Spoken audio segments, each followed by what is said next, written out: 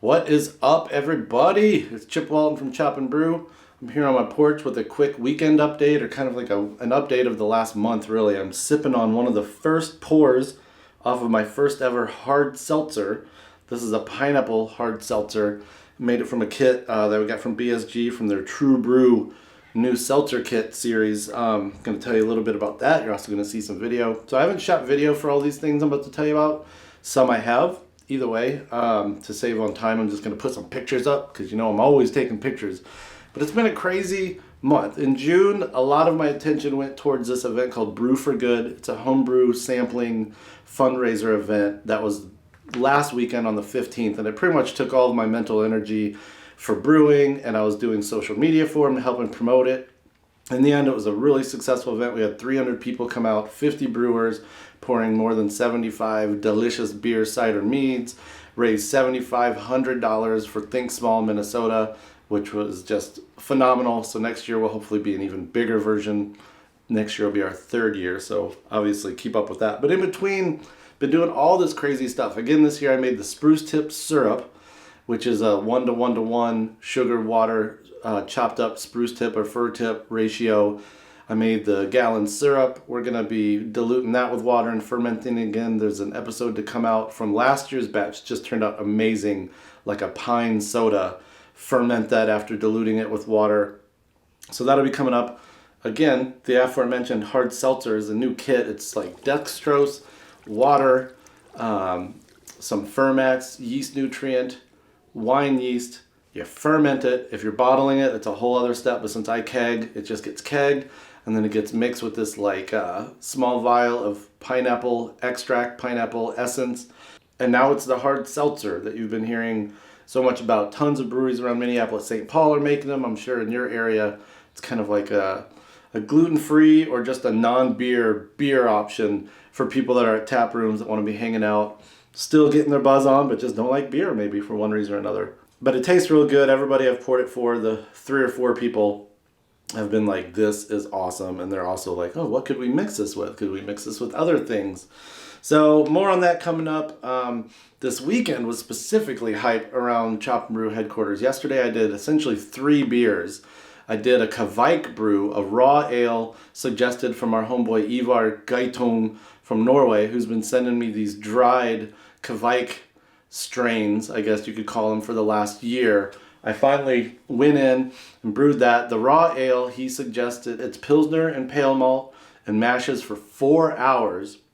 And then after that, you run it off. You bring it to 170, let it hang out there for 5 or 10 minutes. You hit it. I hit it with some Calista hops, 3.0 alpha, so very low alpha. The idea here is not for bitterness. You're not even boiling it. So half of this I split up. It was 1070 OG at 5 gallons. I split it in half and then diluted it with water. So what I ended up with basically 2 batches of 3 gallons of this raw ale wort. Into one, I put the rehydrated dried kveik from Otterdale that Ivar had sent us. And that stuff, I mean, I rehydrated it with like a cup of the first runnings, and that stuff was ready to go like 2 hours later. You could see the jar was just flowing and fermenting. The other half got Imperial Yeast Summer Seasonal kveik blend. So I pitched that seriously not like at 10 o'clock last night, and by 8 o'clock this morning when I woke up, they were down. One was down to 1040, one was down to 1030. So they've essentially fermented almost half of what they're going to ferment in 10 hours. They're going hype active. I only put the lids on loose. I didn't put them on like snug and tight. So the whole house smelled kind of like sugar-coated pineapples and orange, and it's an amazing thing to watch. So there'll be an episode, a video on that. We'll follow up with that. I tasted those this morning. They both taste very different. So during the 4-hour kveik mash rest, we wedged in another beer, a Sabro Pale Ale, based off my friend Paul Illa. He did a Sabro kind of Cali Common fermented lager. His was under 4%, maybe even like 3.3 or 3.8 with these Sabro hops. These Sabro hops are awesome. They taste like coconut, pineapple, very like pina colada-ish all by themselves. So I kind of took his recipe and I used the Voyager yeast from Imperial that I had top crop from a beer earlier this month. I brewed that mug and I pitched it, and it was 10:44, and this morning it was rocking and rolling. So we've got all of these buckets around Chop and Brew headquarters that are chugging and glugging. It's a beautiful thing.